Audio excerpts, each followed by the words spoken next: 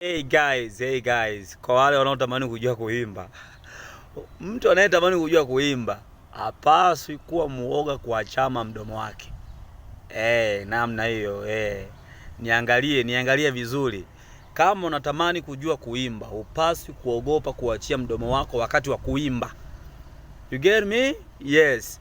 Sio unaimba Baba wa mbinguni, hakuna kama wewe Baba wa mbinguni. No, achia mdomo wako. Baba wa mbinguni, hakuna kama wewe Baba wa mbinguni, hakuna kama wewe. Unaona matamshi? Tamka maneno yako vizuri, mtu anaposikiliza ndiyo aseme huyu mtu anachokifanya nakijua.